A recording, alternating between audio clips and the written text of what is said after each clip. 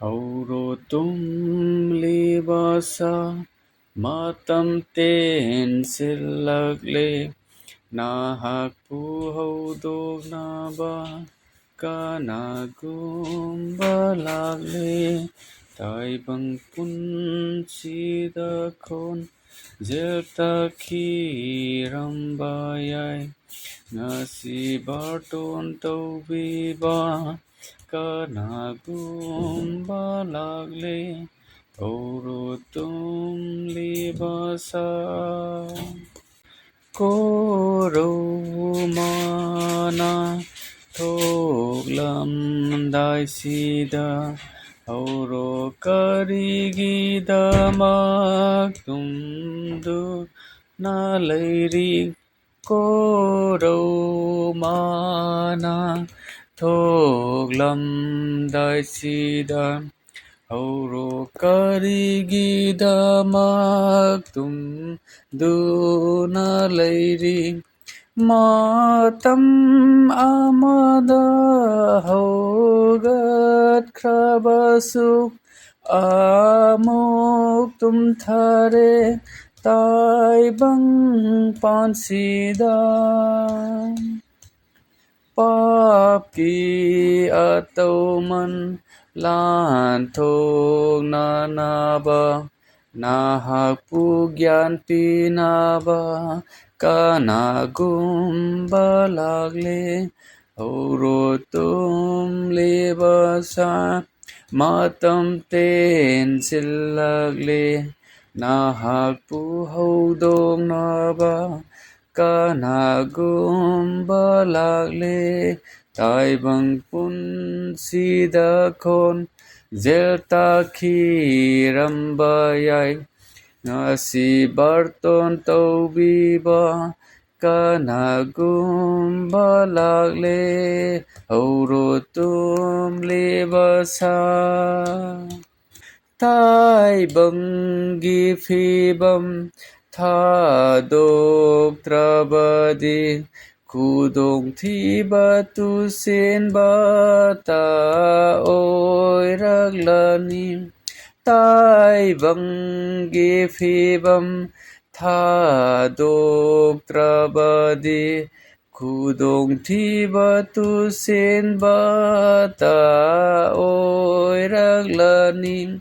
Pugningi santi fanglabadin harau banathan niwa balairoi tha dâu na punsi kem dri ngay sida khu đồng thi ba dagi nang bu kan bi ba lag le hau ro tum li ba sa hau ro tum li ba sa matam ten sil lag le na hak pu hau dong na ba ka na gum ba lag le tai bang pun sida kon zelta ki rambayai ngasi barton taubi ba ka na gum ba lag le hau ro tum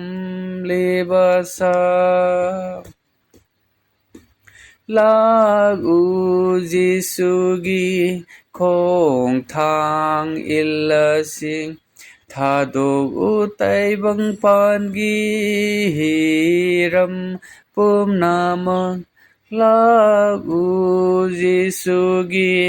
khong thang ilasi tha dog u tai bang pan gi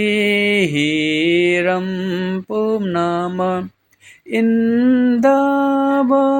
khuding mang bani kan bi krabasing hing ba phang zare